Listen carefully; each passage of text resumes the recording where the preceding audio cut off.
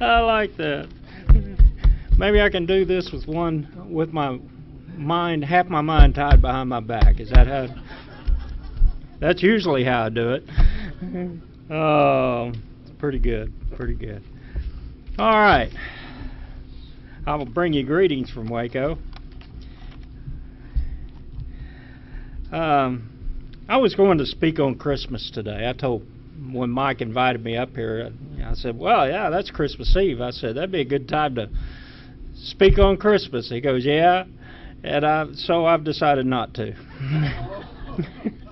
I felt everyone had enough of fairy tales this week, so we'll go with that. But I do want to start out today by saying this, that I'm going to give you a lot of numbers today. I'm going to try to explain them as best I can, but there is going to be some very, very, very large numbers in here, and sometimes the mind just can't wrap itself around it. But this will be a series of sermons because I think it's very important that we understand this particular subject that I'm getting in today, because well, you're going to see. You are going to see. In Hebrews 11:1, it says, in Hebrews chapter 11, verse 1, it says, now faith is the substance of things hoped for and the evidence of things not seen, for by it elders obtained a good testimony. By faith we understand that the worlds were framed by the word of God, so that the things which were seen were not made of things which are visible. We look at that and we just kind of pass over that sometimes, and we don't think much about it because we look at faith as something that God's people practice and not question the existence of God. That's just part of who we are. We live our daily lives looking at evidence we can't see, we can't feel or touch by any accounting. But by our accounting, it's enough to know that we were created by a Creator. And we know who that Creator is according to John chapter 1, verse 1. In the beginning was the Word, and the Word, John chapter 1, verse 1. In the beginning was the Word, and the Word was with God, and the Word was God, and in the beginning with God, and all things were made through Him.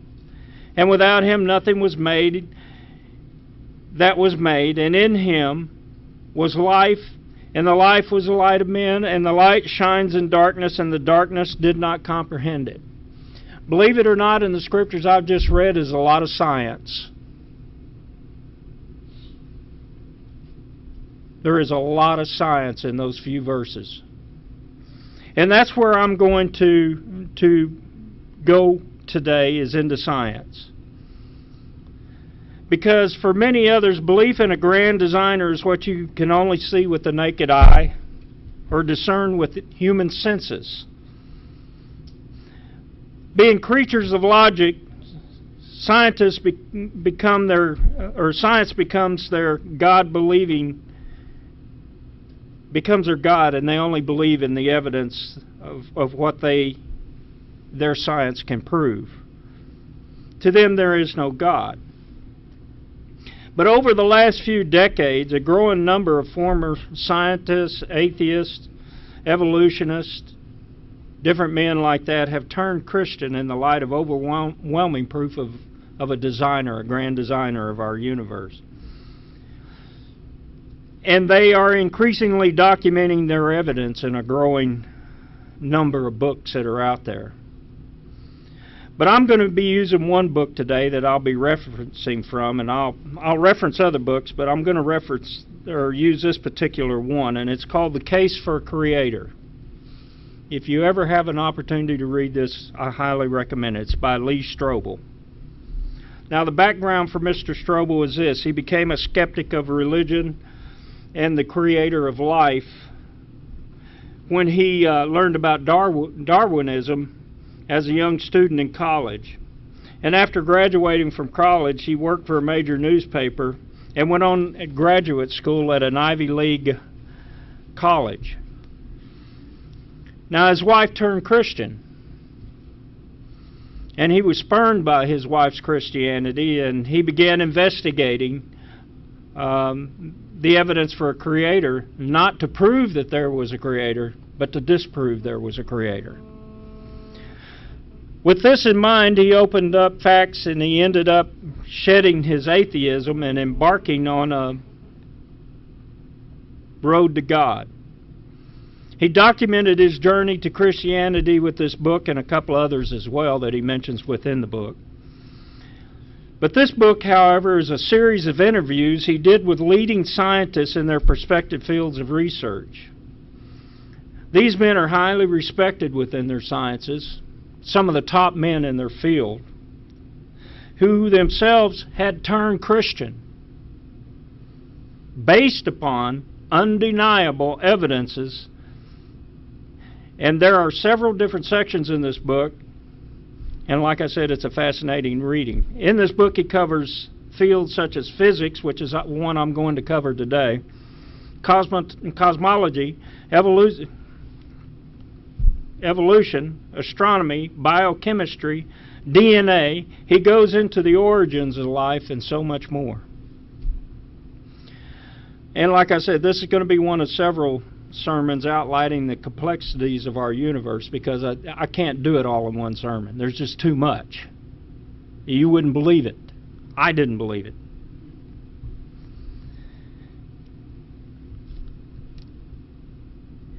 These sermons will demonstrate through the voices of these sciences that we were created by God and not by happenstance. And when you put all the evidence together presented by this book, you can't help but come away with a stronger faith. It's hard to believe that it would be even possible for God's people to have a stronger faith. But when you read what these men have written, you can. The simple fact is, what you've been told all your life, that science disproves the great creator of the universe, as the Bible tells us, is just the opposite. Science proves the existence of God without a shadow of doubt. I'm going to do a sermon on several of these sections, but I thought, like I said, I would begin with something that it's totally unfamiliar with me. So I never was good in math, so I have a little hard time with some of these numbers sometimes.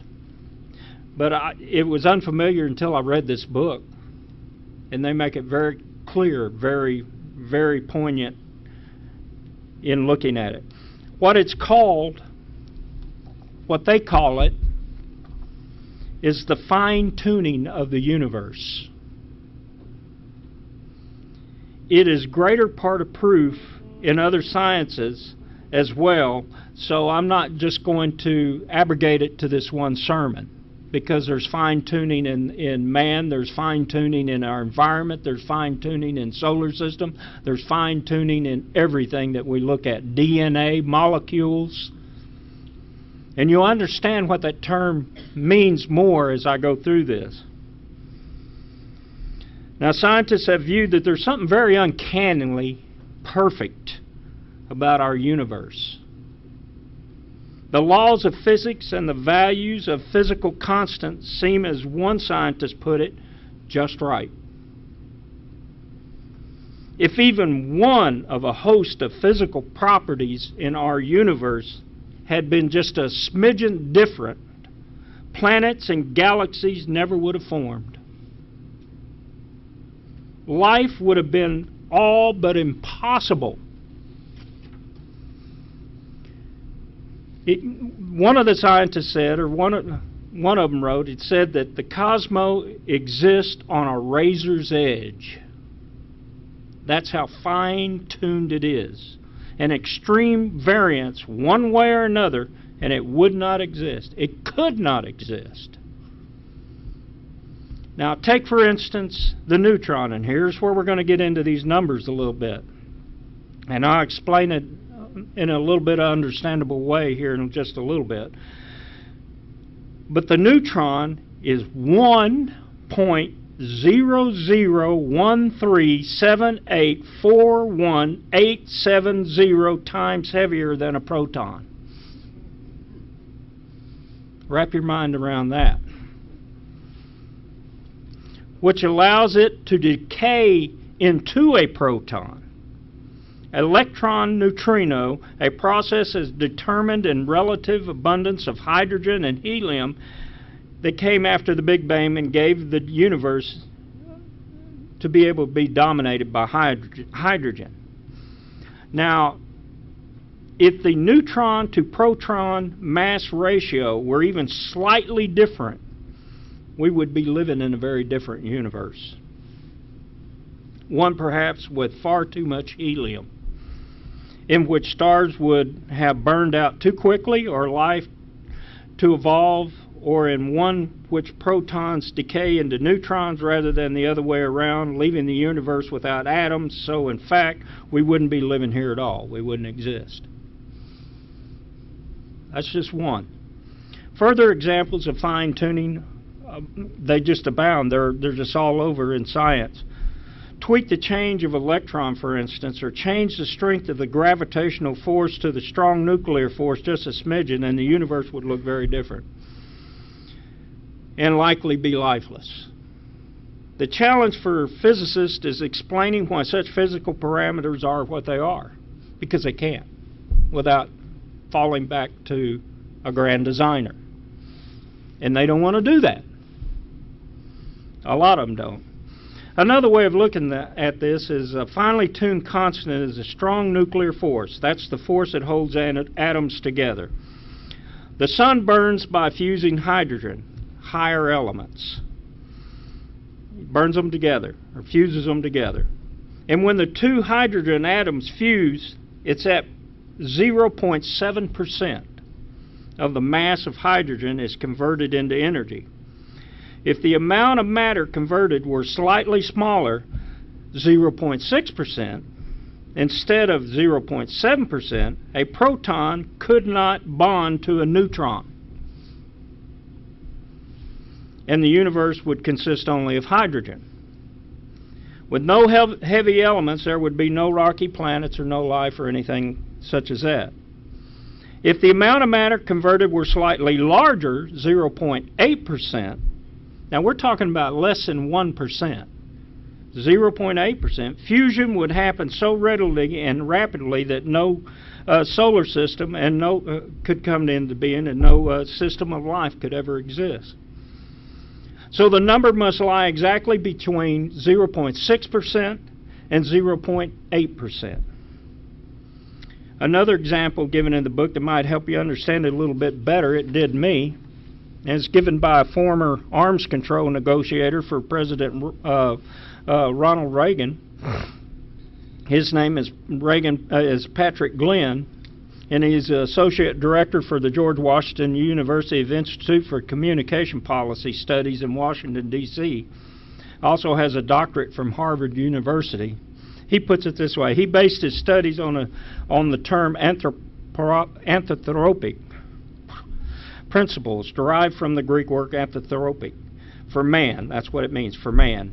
And created from a paper called Large Numbers, written by Brandon Carter, a physicist. The anthropic principle states, all seemingly arbitrary, unrelated constants in physics have one strange thing in common. There are precise values you need if you want to have a universe capable of producing life. Mr. Glenn, in the light, asks this question: is it pure coincidence that the laws of nature are such that life is possible? To answer his own question, we come up with an example given by him on fine-tuning. In his own words, and I just visualize this, astronauts, they land on the planet Mars, and they find a biosphere, kind of like the one they built out in Arizona here a few years back, and it's capable of sustaining life in every way. Inside, they find a control panel filled with the dials that adjust temperature, gravity, air ratios, everything else that deals with human environment. Everything is set to perfect upon their arrival. Oxygen ratio is perfect. There's a system for replenishing air, a system for producing food and disposing of waste. Each dial has a huge range of possible settings, and if you adjust one or more of the settings just a little bit, the whole environment would go out of whack. Life would become impossible within the dome. Okay. You got that visualized? All right. Using our own visualization, let's look at this example of gravity.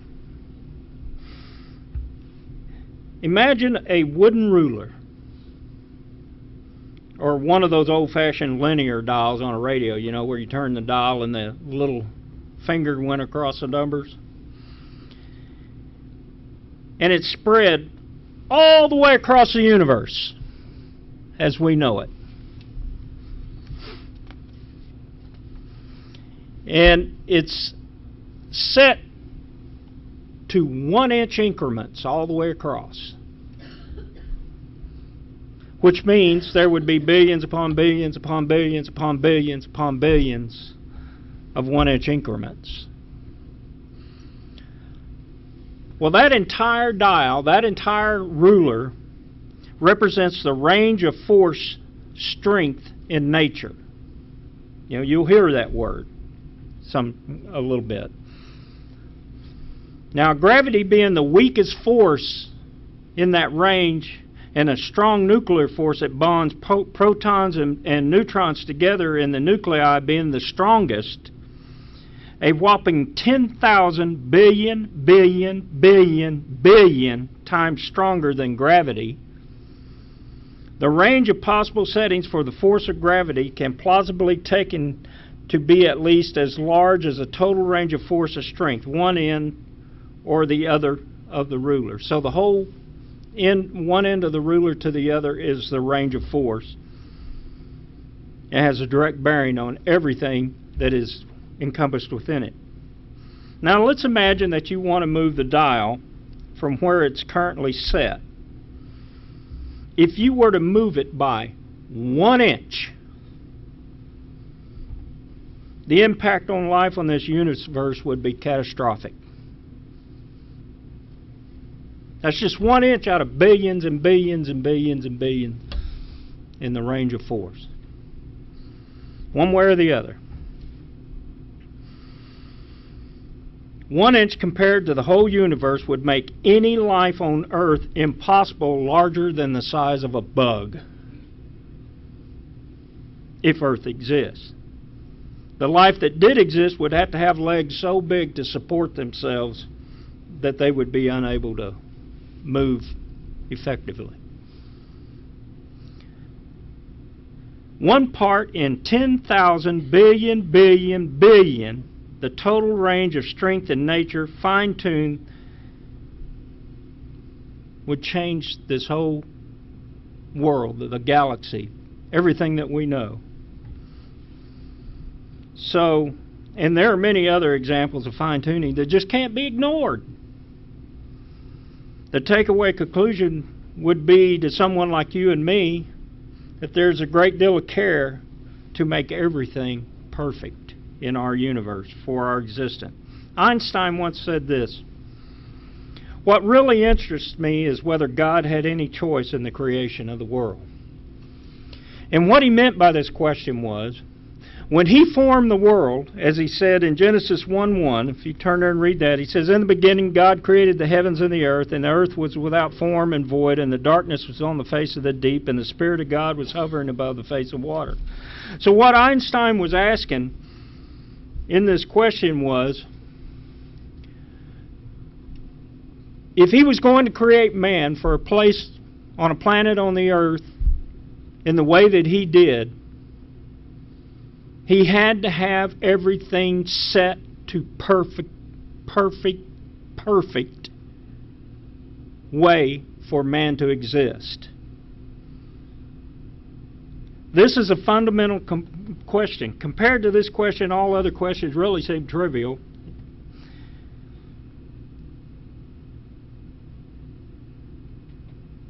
He had a choice if he wanted to create a blank universe. But he didn't. That's not what he did.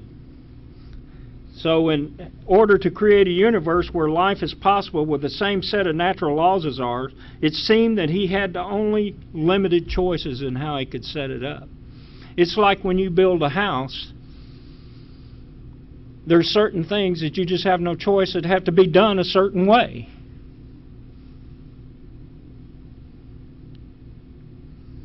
Everything had to be perfect. According to recent findings, the values of physical constants had to be fine-tuned to make the emergence of life in this universe possible. And the whole universe had to be perfect for this world to exist. And I'll get into that more in my second sermon. God is a designer of our world and made it ready for us to live upon. He made perfect oxygen that has made it it's perfect for us to breathe, the perfect amounts. Gave us trees and plants that recycle the air perfectly the way we need it done. God gave us food and water supply able to replenish itself upon this world. And God fine-tuned our universe and our planet down to the very atom. Other examples of fine-tuning can be found in areas such as astronomy and some of the other areas. But let me give you just a few of these right quick. And I want you to take this example and put it in your mind as I give you these numbers. Remember the old adage, would you take $1 million or would you take a penny doubled every day for 30 days? Take the penny. My calculators used to only go to like 24 times itself. That's as far as it would go, and it was up in the millions. Well, fine-tune, there's constants in the universe, and one of those things is a ratio of electrons and protons, and that's 1 to the 37th power. Ratio of electromagnetic force of gravity, expansion rate of, or electrons and proton ratio of is 1 to the 40th power. Electro force of gravity is, an expansion rate of the universe is 1 to the 55th power. Mass and density to the universe is 1 to the 59th power. And the constant of the universe, this means that things remain the same and that this earth is able to sustain life, is the cosmological constant is 1 to 120th power. That's taking 1 and double it 120 times. You would wind up with just an unbelievable number. These numbers represent the maximum deviation from accepted values that would either prevent the universe from existing now or not having matter or be unsuitable for any form of life. Now, the degree of fine-tuning is difficult to imagine. Dr. Hugh Ross gives us an example of the least fine-tuned of the above four examples in the book, the Creator and the Cosmos, which is represented in this illustration. He says 1 part in 10 to the 37th power is such an incredibly sensitive balance that it is hard to visualize. The following analogy might help. Cover the entire North American continent in dimes, all the way up to the moon. A height of about 239,000 miles. Now, in comparison, the money to pay for the U.S. federal debt would cover 1 square mile less than 2 feet deep with dimes. Next pile of dimes, from here to the moon on 1 billion other continents the same size as North America.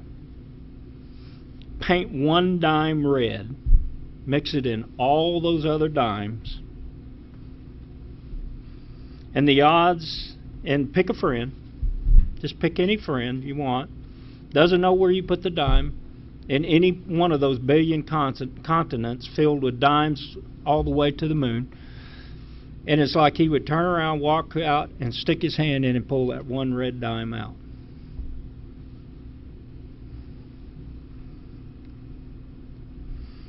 Incredible if it was accidental, but it's not.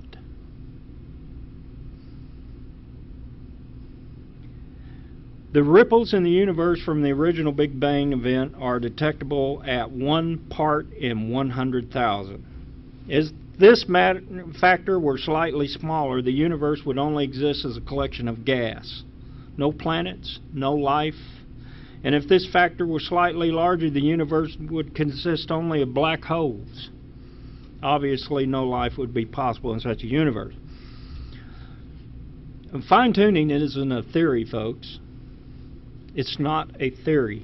It's real. Scientists are struggling to come to grips with this. And they are theorizing everything under the stars to offset it, so that they don't have to explain it, so they can deny a grand designer.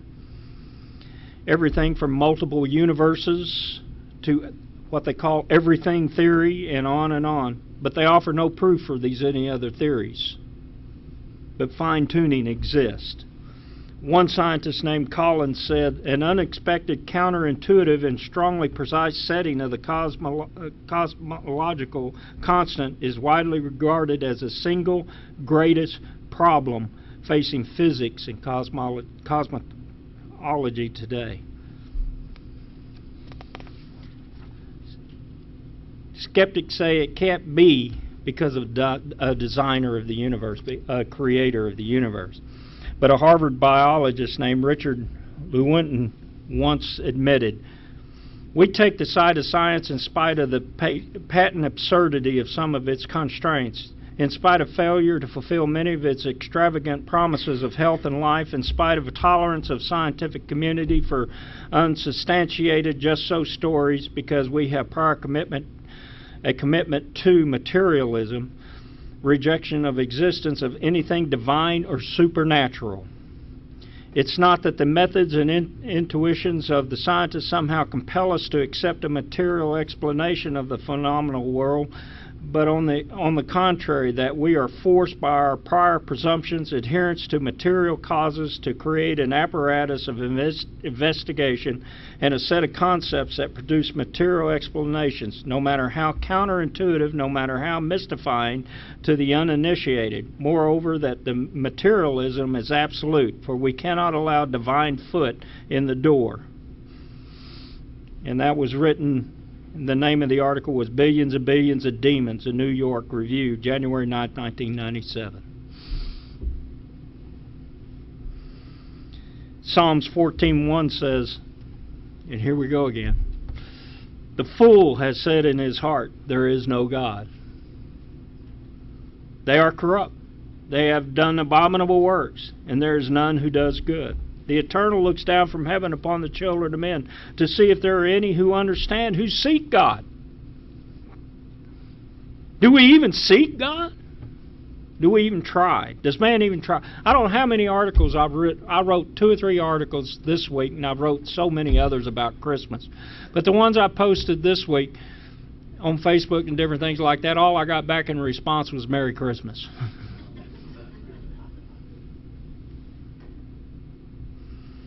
They have all turned aside. They have come together to become corrupt. There is none who does good, no, not one. Scientists, through their undying faith in Darwinism, seek to find ways to deny God as their creator. Problem is, his handiwork just keeps popping up all over the place. You know, places where it shouldn't be. God is being proven by science, and closing one's eyes to make it seem different is just ludicrous. It's like when God addressed Job, we see the truth in his description of his creation, and the Eternal reveals his omnipotence to Job. In Job chapter 38, we'll start in verse 1. Job chapter 38 and verse 1. And this goes on when Job is being corrected by God, and he says, then the Eternal answered Job out of the whirlwind and said, who is this who darkens the counsel by words without knowledge? Now prepare yourself like a man, and I will question you, and you shall answer me. Where were you when I laid the foundations of the earth? Tell me if you have an understanding. So he laid the foundation. He set it out. He created it. He set everything the way it needed to be prepared. Now prepare yourself like a man, I will question you. Verse 5, who determined the measurements? We just went through one measurement of the universe and the fine-tuning of it. And he's saying, Job, did you sit there and figure that out? Did you consider the physics and what it would take? Surely you know, or who stretched the line upon it?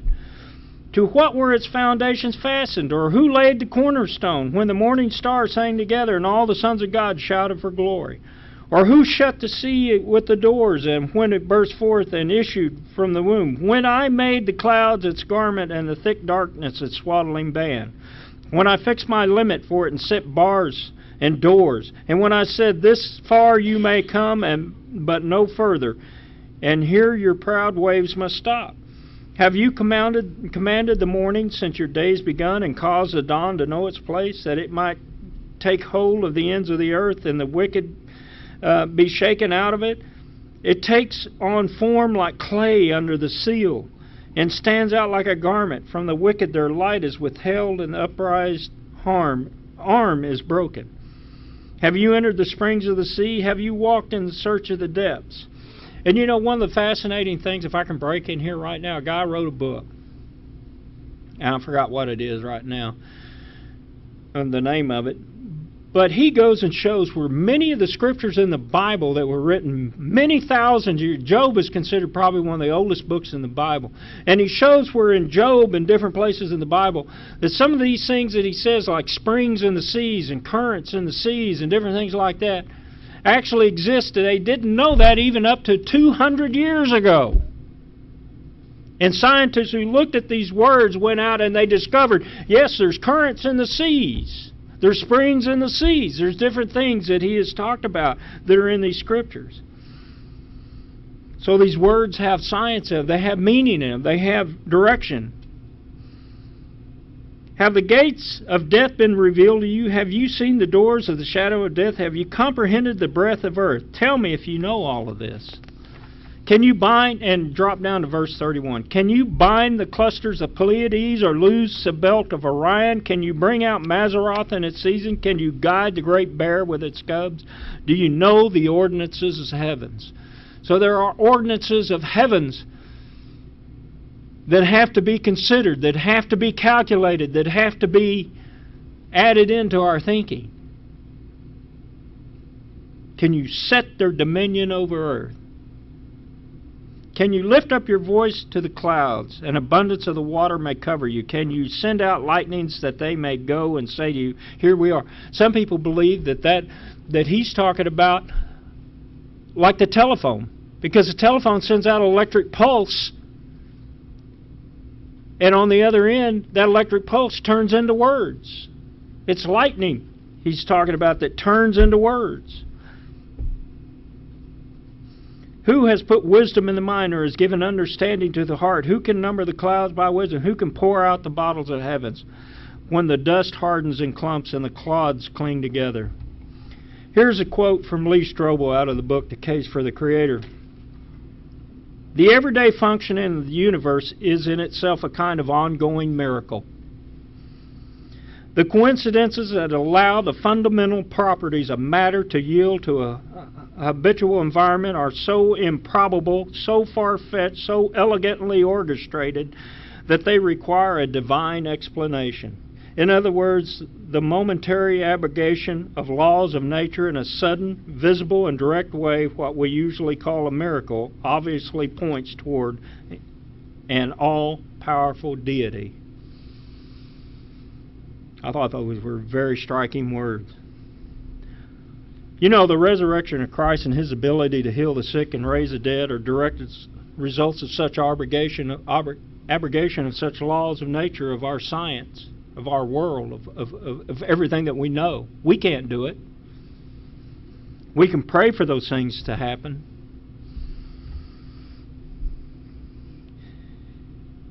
How can one not take notice of Jesus' providence in our universe, as Him being the Creator, as we read in John chapter 1, verse 1? And as He said to Job, He gave us minds to think with the ability to seek Him out based upon what we can see. So we can see God. You know, scientists have numerous roles in society, all of which involve exercising curiosity in order to seek out questions and seek out answers about our universe and about our life. But this involves using scientific methods, construct a testable question, make a prediction, perform tests, interpret the resulting data. Their teaching is that they are to follow the evidence wherever it leads them. That's their job. It's not to ignore data because it doesn't fit your template of beliefs. And I would say that's the same for mankind, even for people in God's church. Job learned a lesson in humility, and eventually these men will too. It's almost mind-boggling to contemplate this incredible degree of required cosmic fine-tuning out there. And so you have to ask yourself, why would scientists be uncomfortable with it? Because it leads to the best explanation of all the facts presented. And that is that there is an ultra-intelligent mind engineered and orchestrated all of this. Let me give you another set of numbers. A conservative estimate of evidence presented the universe was created from nothing, was fine-tuned for the existent man, is 1 part in 100 million billion. Now, if you put that into a number form, it would be 10 followed by 53 zeros. Put it this way: let's say you were out in space, and you were looking at Earth, a little blue marble out there. You're way out in space, and Earth is just a little bitty blue marble.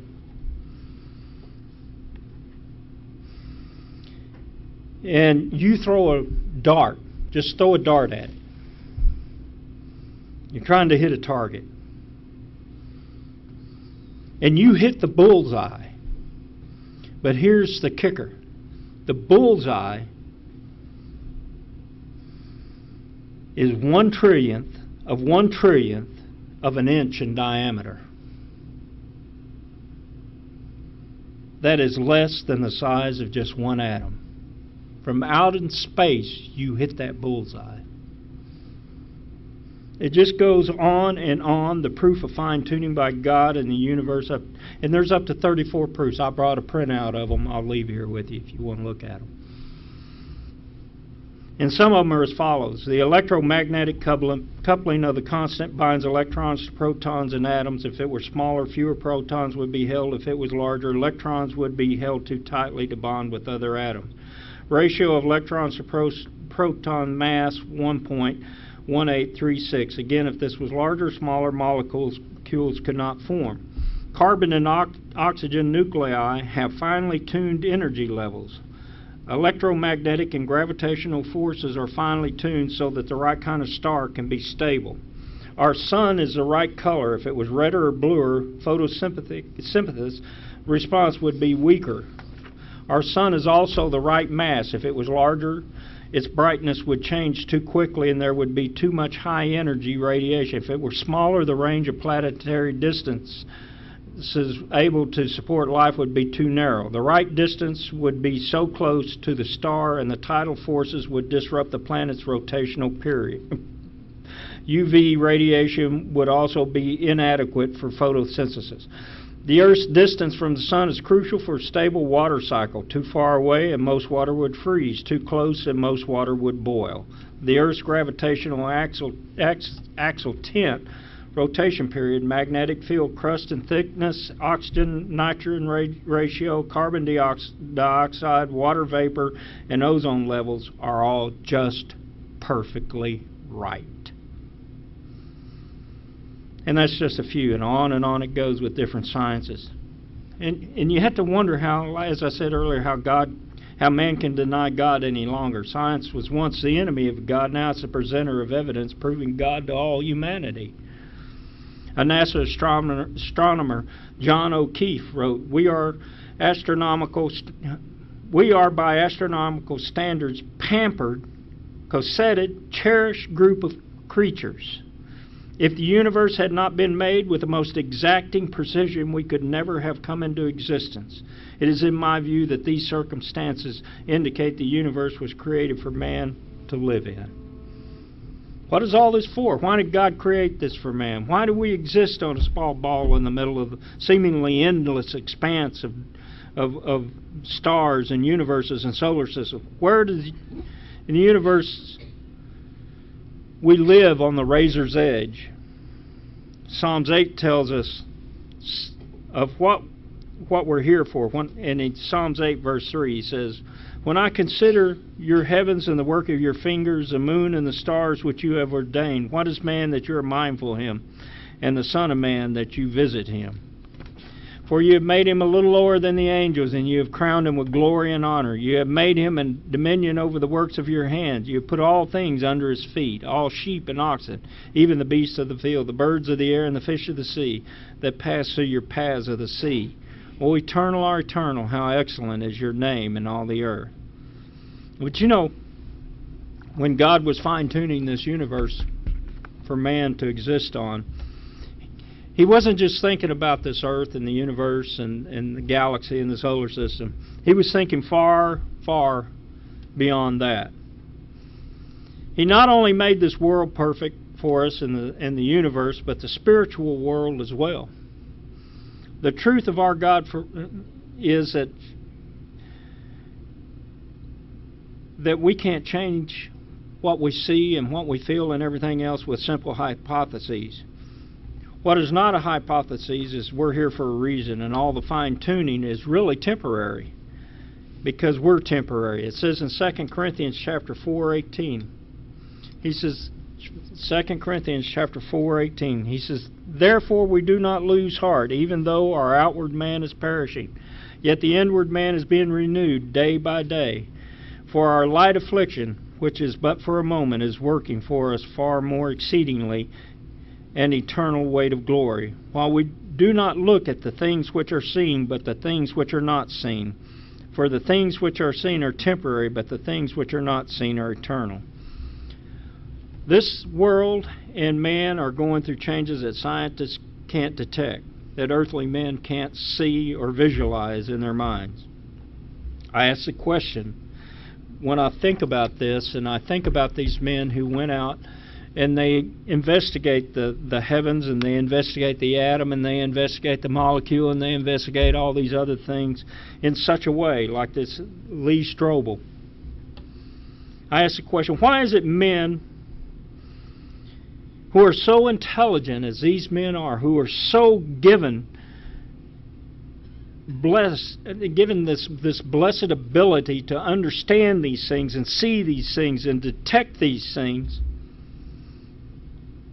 that they look at every aspect of an atom from one way to another, or every aspect of the universe from one way to another, and they find the Creator in those things.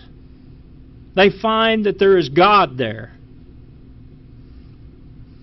Yet they turn around and they will not use the same scientific diligence in their findings on how God wants them to worship Him. It's like, okay, I found Him, that's enough. Now I believe. Where's that drive? That aspect of correctness within their hearts, it's like they go no further than what they just find it. Their science would take them on and on and on until they got a complete explanation. But when it comes to religion, they just stop at the door. Romans chapter 1 verse 18, he says, Romans chapter 1 verse 18, he says, "For the wrath of God is revealed from heaven against all ungodliness and unrighteousness of men, who suppress the truth in unrighteousness, because what may be known of God is manifest in them, for God has shown it to them. For since the creation of His world, His invisible attributes are clearly seen, being understood by things that are made, even His eternal power and Godhead, so that they are without excuse. Because although they knew God, they did not glorify Him as God, nor were they thankful, but became futile in their thoughts, and their foolish hearts were darkened. Professing to be wise, they became fools, and changed the glory of the incorruptible God into an image made like corruptible men, and birds, and four-footed animals, and creeping things. Like Christmas. They changed the glory of God into Christmas. Every year we hear, let's put Jesus back in Christmas. And like Nick said the other night, what if he doesn't want to go? What are you going to do? They drink the same Kool-Aid as the rest of the world drinks after they've gone through all of this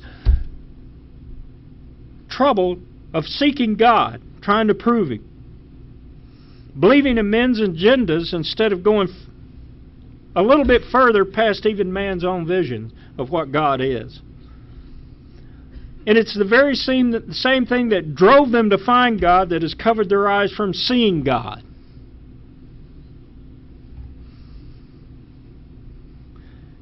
Deep thinkers of science, these men did God a service. But as men of God, they have shallow faith.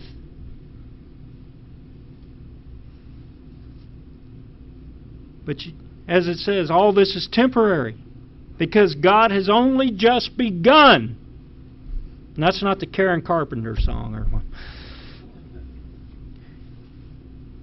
He's going to fine-tune everything, even the spiritual world.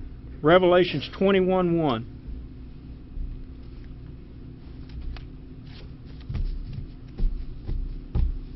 Revelation 21:1. Now I saw a new heaven and a new earth, for the first heaven and the first earth had passed away. They're going to be gone. Something is going to change. That inch is going to move. That ruler is going to move. Something is going to change. It all passes away because it was temporary. Temporary for the sake of man. He says, also there was no more sea. Then I, John, saw the city, New Jerusalem, coming down out of heaven from God, prepared as a bride adorned for her husband. And I heard a loud voice from heaven saying, behold, the tabernacle of God is with men, and He will dwell with them, and they shall be His people. He's going to fine-tune a world for a new creature, for a new set of creatures, for a new set of people.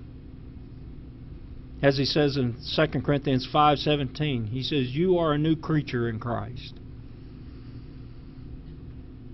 And in that fine-tuned existence, in that world that we will exist in, God will wipe away every tear from their eyes, and there shall be no more death, no more sorrow, nor crying. There shall be no more pain, or former things have passed away.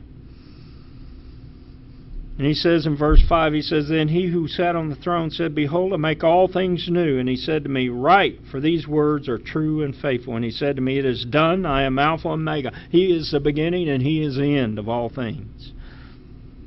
And I will give the fountain of the water of life freely to those who thirst. And he who overcomes shall inherit all things, and I will be his God, and he shall be my son. A new way of life will come into effect. And the laws won't be able to be interpreted in any other way than coming from our Creator. You know, there was this one scientist, his name is Fred Drake, and this is a quote from him. He says, these are inflammatory times, and the cost of atheism has just gone up. Now, I've only touched the beginning of this book, because when I first started reading the book, I read about the first quarter of it, like you do a normal book, just page after. And then as I got into it, I started methodically writing things down, and I had to, because I just had to put those thoughts out and stuff. It's just the way it is. So I hadn't made it all the way through the book yet. But it's a book worth buying and reading. It's called The Case for a Creator by Lee Strobel. And it certainly says that you can find God through science. We can find a Creator through science. But it takes a great mind to truly understand God. It takes an open mind to truly understand God. It takes God to understand God, because He has to open our minds and eyes. But it also takes a heart and a mind willing to bend to His ways.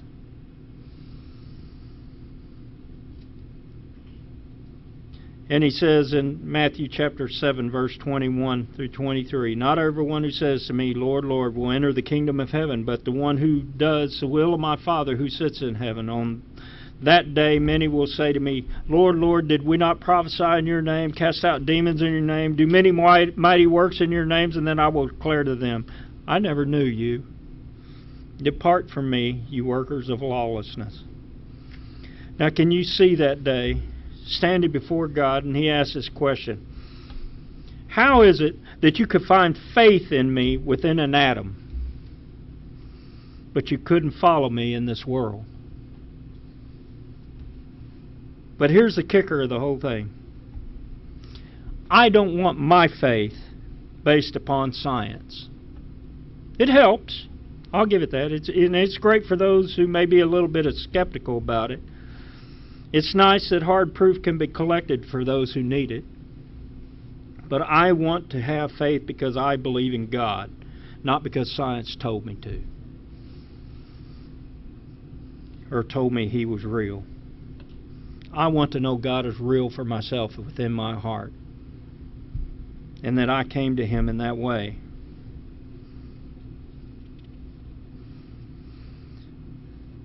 But if you are like many others who need proof, and as the Pharisees once said, "Show me a sign," then you can find it. It's here. Spend $5 on the book and a couple of days reading it. Believe me, you'll come away. You will come away with a lot stronger faith. And faith comes in many ways. And we spent many hours discussing how to gain faith in one's life and how faith works. And if we're willing to God, or willing to listen to God, He will show us how to acquire even more faith. Even in places where we were told as children and young people that God didn't exist. Turns out God was there all along.